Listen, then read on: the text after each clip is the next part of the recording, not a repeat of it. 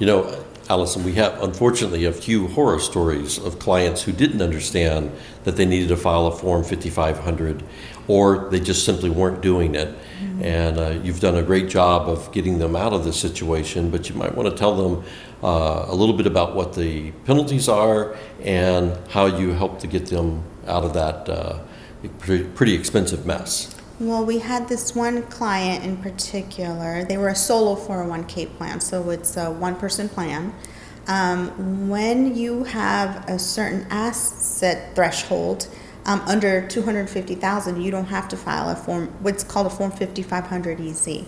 But once you hit that threshold, you are responsible for submitting the Form 5500 to the IRS and the DOL. And what is a Form 5500? Well, it's very similar. I liken it to filing your personal taxes. You have a deadline, 4/15, unless you do an extension. Well, 401k plans, profit sharing plans, DB plans, they also have that for their retirement plan.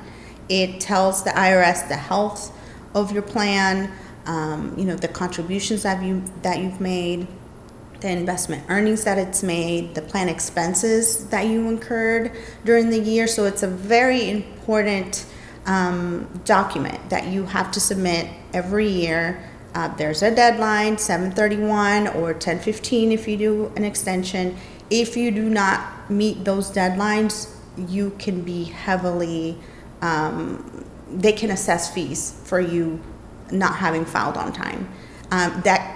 You could incur fees up to over $2,000 per day.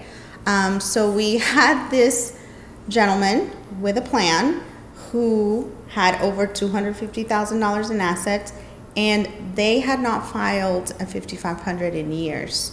So once we discovered that, we're like, hey, we need to get you in compliance. So we helped by there's a program that the IRS offers where you can fix a lot of these things. So we worked with him on that. We created the 5500s that he needed to file, had him sign it, turned that in, along with these using the program that lessens the fees substantially.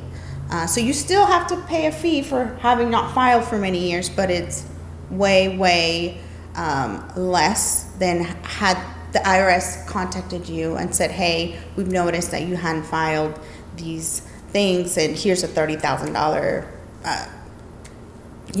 fee assessment. So yeah, we help a lot of people avoid those type of mistakes. And in this case, the reason we were able to discover it is their financial advisor had referred them to us to get this guy set up with a defined benefit plan. And in the course of doing that, we always asked, do you have another retirement plan? And he said, yeah, I have this 401k profit sharing plan that I've been using for years. And we were like, okay, well, we need the plan document. He was having a little trouble locating that because he'd set it up so long ago. And we went online to look for the Form 5500 that had been filed because he had well over $250,000 in assets, and we couldn't find it. And so when we asked him about the Form 5500, that's when he basically said, Form 55 what?